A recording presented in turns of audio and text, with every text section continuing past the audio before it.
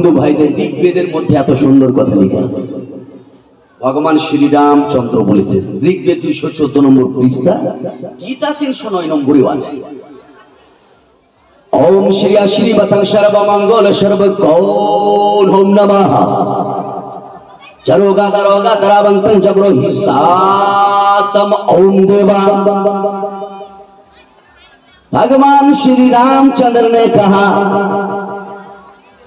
ओ दुनिया वाले सुनो, जिसने तुम्हें बनाया है, जिसने तुम्हें वजूद बख्शा है, जिसकी वजह से दुनिया में तुमने आया है, जिसे तुम्हें दुनिया नजर आ रही है, वो कुछ नहीं चाहता तुमसे, सिर्फ वो चाहता कि तुम अपने आप को छोटे जानो और उसके लिए अपनी पेशानी को, सर को झुका डालो।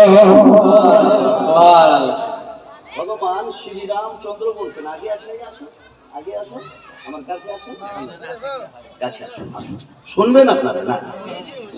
আমার হিন্দু ভাইদের যদি কানে আওয়াজ যায়, কোনো শিক্ষিত লোকেরা, ভালো বুদ্ধিমান যে কোনো ধর্মের লোক, দুঃখের নাই কিছু, বুঝার জিনিস করছে, ভেজাল নাই, বুঝার আছে, তাই না গো?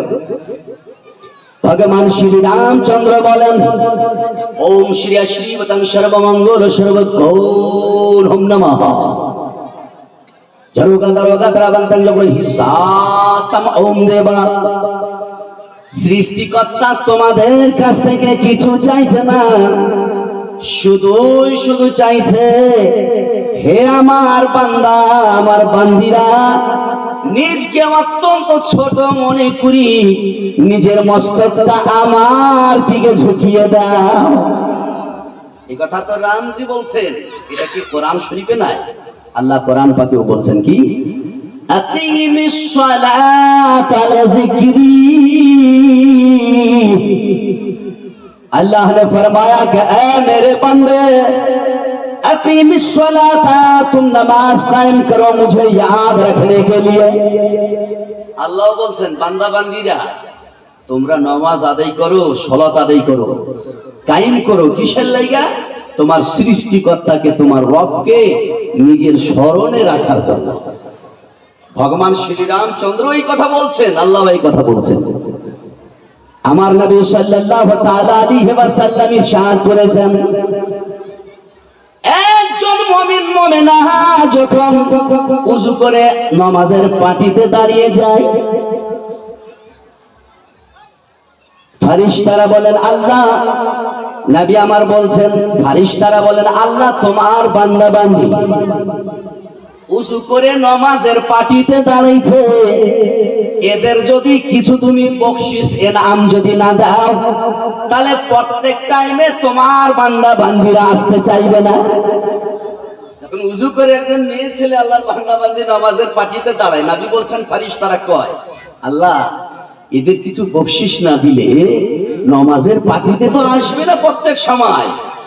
আল্লাহ বলেন, ফেরেশতা, আমার বান্দা বান্দি যারা ওযু করে আমার জন্য দাঁড়াইছে, তাদের জীবনের সমস্ত গুনাহ খাতাকে একটা কাপড়ের পুটলিতে বেঁধে নাও।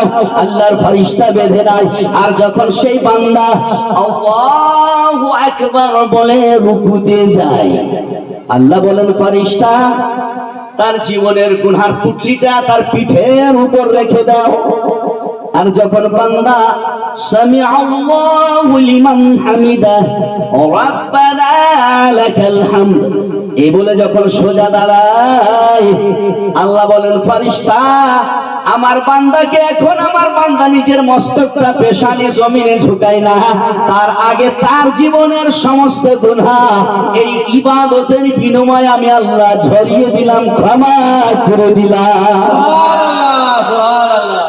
কথা ভালো না মন্দ? ভালো।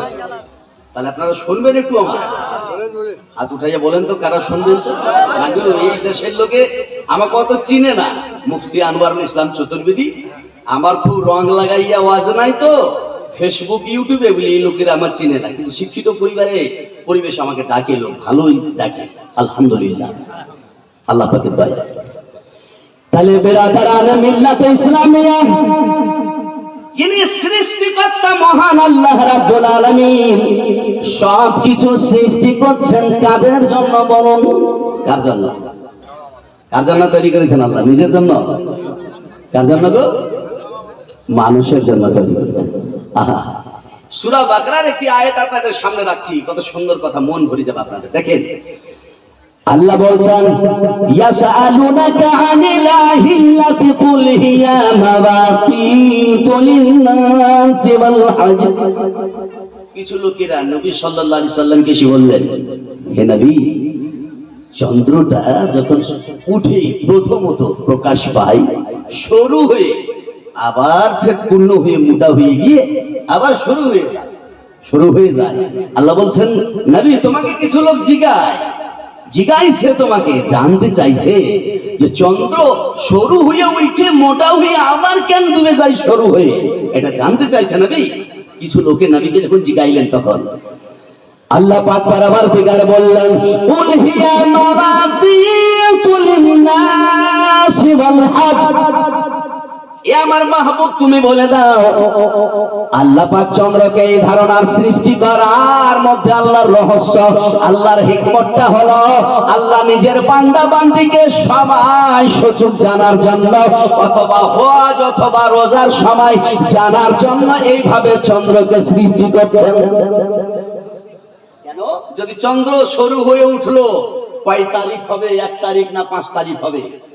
ডুবার সময় 29 না 30 হবে? মিডিলে থাকলে মিডিলে 15 তারিখ না 14 হবে? এটা আমরা জানতে পারি না। প্রথম চাঁদ উঠলে প্রথম মানে তারিখটা, মাসটা আরম্ভ হচ্ছে। ডুবার সময় হলে আমরা জেনে নিই যে সব মাস শেষ হচ্ছে। মিডিলে হলে জানি মাসের মাঝখানে। আল্লাহ বলছেন, কুল হিয়া মাওয়াকিতু লিন-নাসি ওয়াল হজ।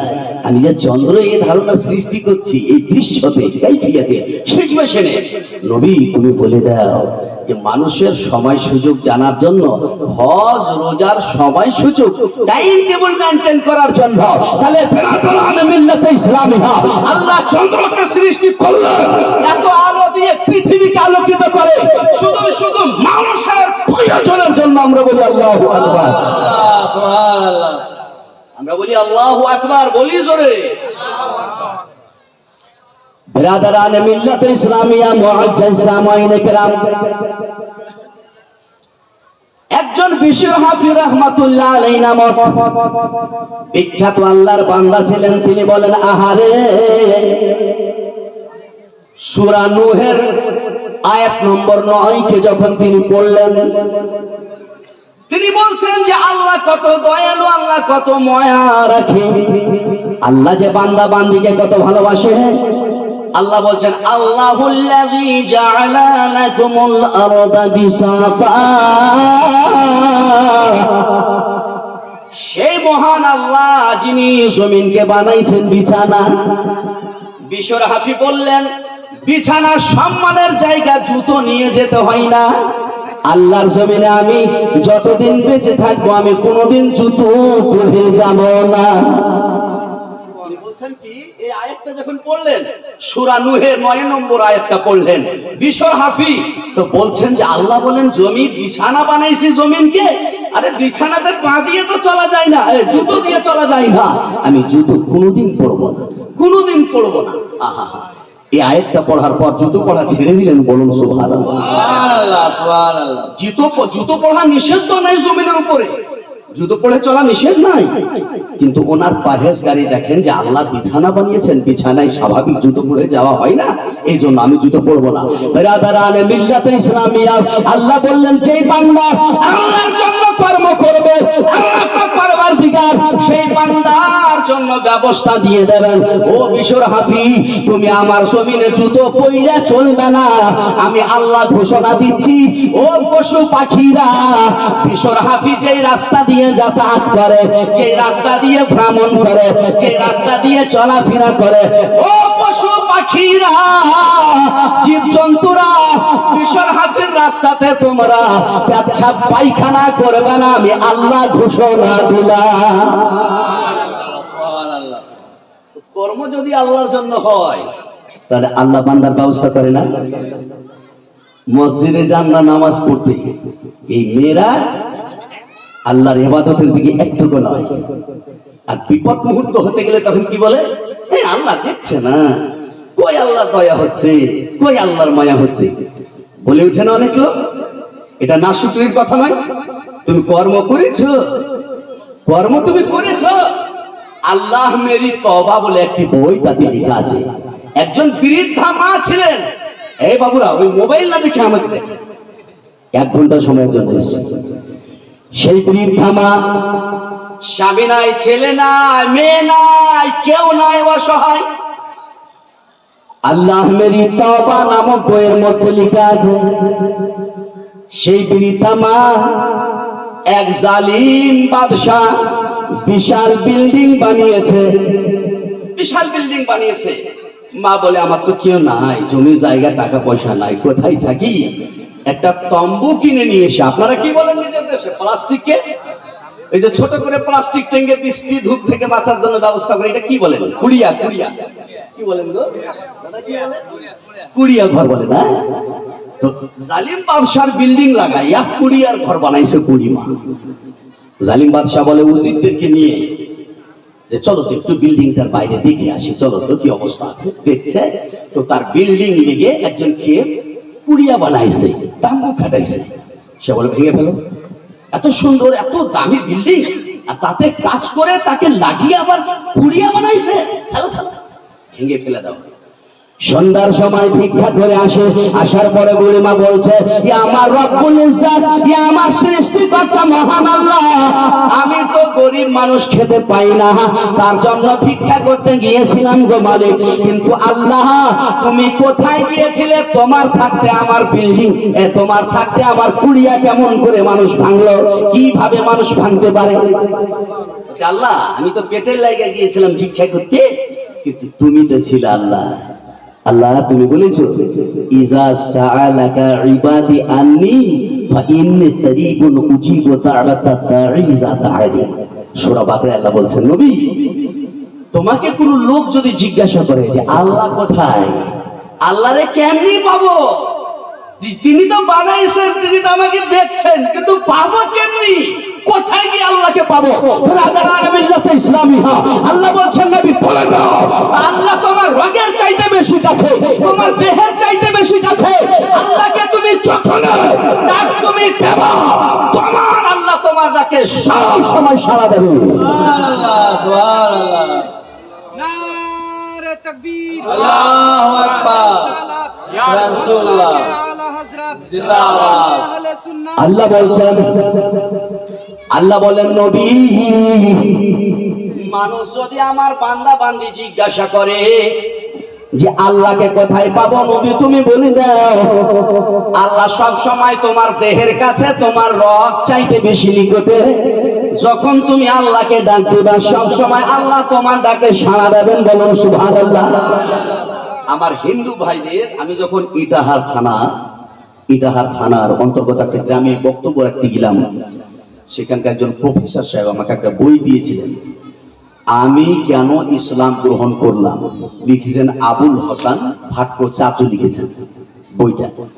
এই বই একটা মন্ত্র আমি পড়েছি, সে মন্ত্রটা কি, আবুল হাসান ভাট্টো চাচু তিনি বলছেন যে আমাদের হিন্দু সমাজ যখন মাটির পাথরের মূর্তি তৈরি করে, তো তৈরি করার পর ঠাকুর সাহেবকে ডেকে যখন পূজা আরম্ভ করে, তখন ঠাকুর সাহেব এসে মূর্তিকে, মাটির পাথরের মূর্তিকে এইভাবে নড়া দেয়, আর নড়া দিয়া বলে ওম ক্লানি নিমা বিদ্যুতাং।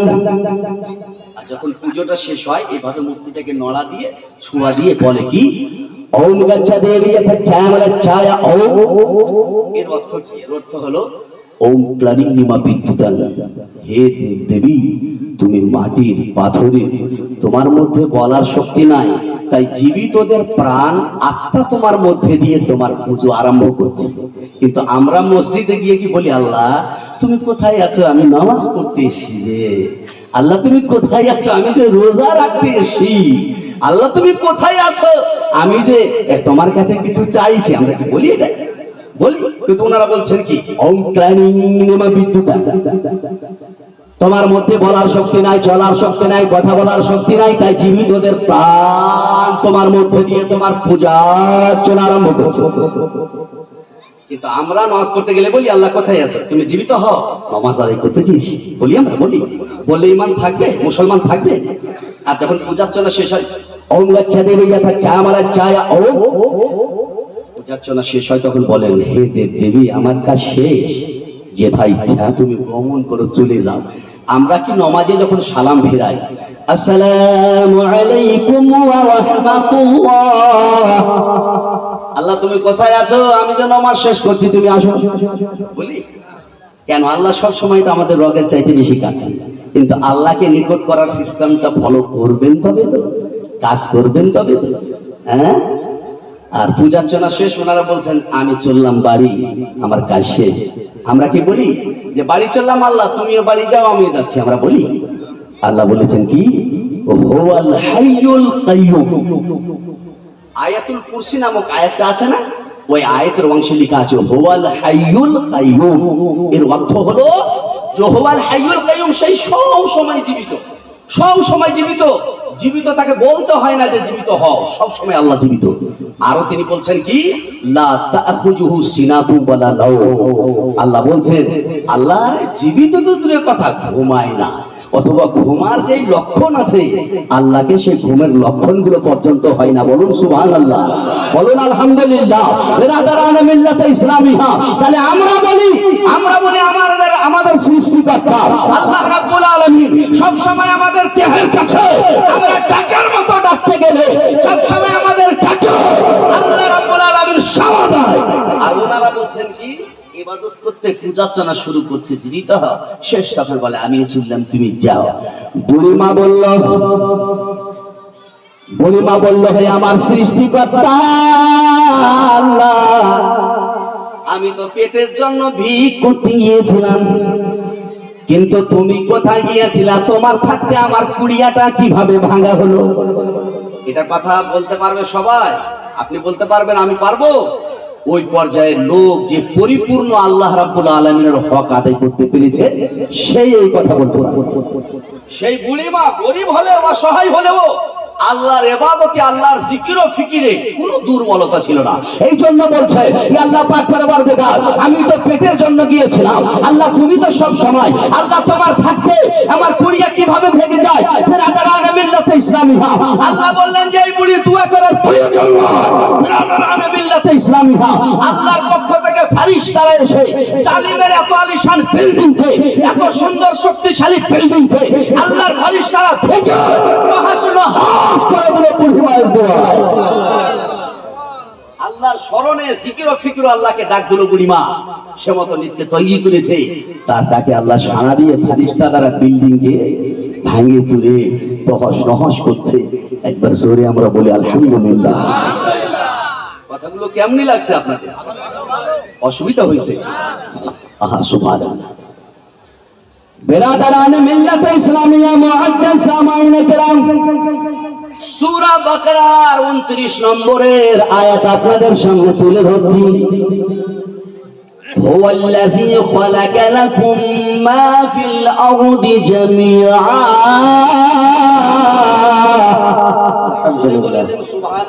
সুবহানাল্লাহ। আল্লাহ বলছেন যে ওই সৃষ্টিকর্তা, ওই জাত যিনি সমস্ত কিছুকে সৃষ্টি করেছেন, তিনি দুনিয়ার সব কিছু সৃষ্টি করছেন।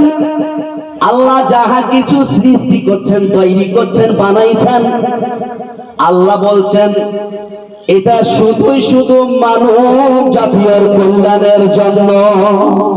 সুবহানাল্লাহ, সুবহানাল্লাহ। তাহলে আল্লাহ বানাইছেন জমিন, বানাইছেন আসমান, বানাইছেন গাছ, পশু পাখি, লতা পাতা, যত যা দেখছেন আল্লাহ বলছেন মানুষের, আমার বান্দা বান্দীরা, আমি যত যা সৃষ্টি করছি তোমরা আমার নিয়ামতগুলো ভোগ করছো, তোমরা যারা দেখছো এইগুলো সব আমি শুধু তোমাদের লাভের জন্য, জীবন যাপনের জন্য আমি আল্লাহ বানাইছি। বলুন সুবহানাল্লাহ। এই মুর্শিদাবাদ না পড়ে দেখো, তাহলে এই মুর্শিদাবাদের মেয়েরা, মুর্শিদাবাদের যুবক ভাইরা, মুর্শিদাবাদের শিক্ষিত বা শিক্ষিত ভাইরা, বাবুরা আমার, আল্লাহ যদি সমস্ত কিছু আমাদের লাভের জন্য, সুযোগের জন্য যদি সৃষ্টি করে থাকে, তাহলে বিটি দেখতে গিয়ে 10 লাখ নেবেন, যদি 6 লাখ দিতে চায় বিয়ে ভঙ্গ কেন হয়ে যায়? এক হাত জমির জন্য মানুষের রক্তত্ব কেন হয়ে যায়?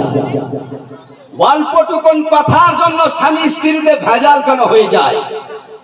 ভাইরা আমার, তোমার এক হাত জায়গার দাম বেশি না লোকটার দাম বেশি? কোনটা? যাকে রক্তত্ব করলা কোনটার দাম বেশি? 10,000 বা 10 লাখের কারণে বিয়ে ভঙ্গ করলা, সেই মহিলার দাম বেশি না তোমার 10 লাখের দাম বেশি? সোনার দাম বেশি, চাঁদির দাম বেশি না মানুষের দাম বেশি? আল্লাহ বলছেন যে যা কিছু সৃষ্টি করছি সবার মধ্যে সবচাইতে দামি স্রষ্টা হলো, দামি মাখলুক হলো মানুষ। মানুষ সবচাইতে দামি। তাহলে মানুষ এত দামি মানুষ হয়েও যদি এই টাকা পয়সার জন্য লালসাই যদি শরীয়তের খেলাফ বিরোধী কাজ করে আল্লাহকে ডাক দেয়, তো আল্লাহ শুনবে? তাহলে এই মেয়েরা, এই ছেলেরা, আপনারা যদি বলেন যে আল্লাহ তো শুনে না, দোয়া কিছু কবুল হয় না, এটা বলা ভুল হবে না? কাজ করি আল্লাহকে ডাকতে হবে, তারপর আল্লাহকে পাওয়া যাবে। ঠিক না ঠিক? আপনাদের কাছে জানতে চাইছি, ঠিক না? জোরে বলেন না গো। বিরাদারানে মিল্লাত ইসলামিয়া মুআজ্জাজ সামাইনে কেরাম, সেই আল্লাহ তাবারক ওয়া তাআলা পবিত্র কোরআন শরীফের মধ্যে বলেছেন, আল্লাহ বলেন কি? সূরা মুমিনুন আয়াত নম্বর 101 এর মধ্যে আল্লাহ বলছেন, কান খুলে শুনে যান ওয়াজটা, মনে রাখবেন যে মুফতি আনোয়ারুল ইসলাম চতুর্বেদী সাহেব ছিলেন, কোরআন হাদিস বেদ ও কোরআন দিয়ে বলে গেছেন, একটু আমাদের বুঝার মতো কথা। আহা, আল্লাহ সূরা মুমিনুনের আয়াত নম্বর 101 এর মধ্যে আল্লাহ বলছেন, فَإِذَا نُفِخَ فِي الصُّورِ فَلَا أَنْسَابَ بَيْنَهُمْ يَوْمَئِذٍ وَلَا يَتَسَاءَلُونَ। अल्लाह ने फरमाया, जब बांसुरी में फूंक दिया जाएगा, जब सुर में फूंक दिया जाएगा, सारी निस्बतें खत्म हो जाएगी, दुनिया की ताल्लुकात खत्म हो जाएंगे, और उस दिन कोई तुम्हारा पूछने वाला ना होगा। কতগুলো কথা আল্লাহ বলছেন গো। আল্লাহ বলছেন, বান্দারি স্মরণ রেখো আল্লাহ রে, দুনিয়ায় এত বেশি ডুবে যায় না, দুনিয়া এত বেশি ডুবে যেও না। আল্লাহ কোরআন শরীফে কি বলেছেন? আল্লাহ বলেছেন, আল মালু ওয়াল বানুনা জিনাতুল হায়াতিদ দুনিয়া ওয়াল বাকিয়াতুস সালিহাত। কোরআন শরীফে আল্লাহ বলছেন, এ বান্দা, মাল অথবা সন্তান সন্ততি, জমি জায়গা, টাকা পয়সা, সোনা চাঁদি আর আওলাদ, এটা নিয়ে গৌরব করছো তুমি? আল্লাহ বলেন, জিনাতুল হায়াতিদ দুনিয়া, এটা তো শুধুই 50-60 বছরের সৌন্দর্য, 50-60 বছর তোমার জীবন পর্যন্ত সীমিত সৌন্দর্য, ভালো লাগবে তোমাকে। ওয়াল বাকিয়াতুস সালিহাত, আর আল্লাহ বলছেন, যেইটুকু আমার স্মরণে আখিরাতের উদ্দেশ্যে করে যাবা, এটাই তোমার সঙ্গে বাকি থাকবে। জোরে বলুন সুবহানাল্লাহ, সুবহানাল্লাহ, সুবহানাল্লাহ। আল্লাহ ने फरमाया, अल मालु वल बनून ज़ीनतुल हयातिद दुनिया वल बाक़ियतुस सालिहात। तुम्हारा माल, तुम्हारे लड़के एक साथ ये दुनिया की जिंदगी की जीनत है, ये दुनिया की खूबसूरती के लिए है, लेकिन है मेरे बंदे, याद रखना, तुमने आखिरत के लिए जो भी काम किया है, अल्लाह की रज़ामंदी के लिए जो तुमने किया है, और अल्लाह के पास तुम जन्नत में जाने के लिए जिसको सबब बनाया है, ये सिर्फ तुम्हारी जिंदगी में काम आने वाला है। इसके अलावा दुनिया की सारी चीज तुम्हारी बेकार जाने वाली है। আল্লাহর সন্তুষ্টির সব বাকি থাকবে, বাকি সব শেষ। কি বলছেন আল্লাহ? ফাইজা নুফিখা ফিস-সূর, যেদিন বাঁশরির মধ্যে ফুঁক দেওয়া হবে, এই বাঁশরির মধ্যে ফুঁক দেওয়ার পর দুনিয়াবি সম্পর্ক বিচ্ছিন্ন হয়ে যাবে। আর কেউ কার সঙ্গে কথা বলতে চাইবে না। আহারে, স্ত্রীর জন্য মানুষের কাছে মিথ্যা কথা বললে, স্বামীর জন্য মানুষের কাছে মিথ্যা কথা বললে, মায়ের জন্য বাবার জন্য মিথ্যা কথা বললে, মা বাবা ছেলের জন্য মিথ্যা কথা বললো, কতগুলো ফিতনা ফাসাদ, কতগুলো মানুষ দুনিয়াতে করছে। কিন্তু আহারে, যেই মা নিজের সন্তান সন্তানকে 10 মাস ধরে গর্ভে রাখছে, কিয়ামতের দিন যেদিন সুর ফুঁকতে, সুরের মধ্যে বাঁশরির মধ্যে ইসরাফিল আলাইহিস সালাম যেদিন ফুঁক দিয়ে দেবেন, ফুঁক দিয়ে দেওয়া হবে, সেই দিনে আল্লাহ বলছেন যে 10 মাস রাখা সন্তান মায়ের সঙ্গে কথা বলবে না। এই বাবা সারা জীবন যে ছেলের হেল্প করলো, ছেলের সঙ্গে কথা বলবে না। ছেলে মেয়ে মা বাবার সঙ্গে, মা বাবা ছেলে মেয়ের সঙ্গে, পাড়া গ্রামের লোক এক অপরের সঙ্গে, স্বামী স্ত্রী কেউ কারোর সঙ্গে এক কথা। ইসরাফিল যখন বাঁশরিতে ফুঁক দেবে, দুনিয়ার সম্পর্ক বিচ্ছিন্ন হলো, কেউ কারোর সঙ্গে কথা বলবে না, আর কেউ কাউকে জিজ্ঞাসাও করবে না কি অবস্থা আছে। সবাই নাফসি নাফসি, হায় হায় কি সময় আসলো, কি করব, কি সিচুয়েশন, কি কাইফিয়াত, কি দৃশ্য, কি ভয়ানক মানুষের। তাফসীরে জালালাইনের মধ্যে লেখা আছে, ইসরাফিল আলাইহিস সালাম বাইতুল মুকাদ্দাসের উঁচু জায়গা থেকে, সাখরা চাটান থেকে যখন বাঁশরিতে ফুঁক দিবেন, তখন ওর অর্থ হবে হালুম্মি ইলার রহমান, ইয়া আইয়াতুহাল ইযামুল বালিয়া। এই হাড়েরা কবরে কোথায় আছো, এই মাংসরা বলে পচে কোথায় গিয়েছো, এই হাড় তুমি কোথায় গিয়েছো, এই মাংস তুমি কোথায় গিয়েছো। আরে সবাই যেইভাবে দাফন করেছিল সেইভাবে এক জায়গাতে হয়ে যাও। যখন ইসরাফিল ফুঁক দেবেন, তখন প্রত্যেকের হাড়গুলো আর মাংসগুলো যতই বিচ্ছিন্ন হয়ে যাই হোক না কেন, ইসরাফিলের বাঁশরিতে ফুঁক দেওয়ার পর সবার দেহ যেমন দাফন করেছিল তেমনই হয়ে জীবিত হয়ে যাবে, জীবিত হয়ে আল্লাহর কাছে যাবে। কিন্তু মানুষ যাইবা আল্লাহর কাছে ঠিকই, কিন্তু আল্লাহর কাজ করতে পারবে না, আল্লাহর ভয় অন্তরে রাখতে পারবে না, মিথ্যা ছাড়তে পারবে না, চুগলখড়ি ছাড়তে পারবে না, অহংকার ছাড়তে পারবে না, মানুষকে কথা দাও কষ্ট দেওয়া ছাড়তে পারবে না, শাশুড়ি বউকে জ্বালানো ছাড়তে পারবে না, বৌমা শাশুড়ির আদেশ ও আহকাম মানতে পারবে না, হুকুম মানতে পারবে না। এই অন্যায় অত্যাচারের মধ্যে, ভুল ভ্রান্তির মধ্যে জীবন যাপন করবে মানুষ।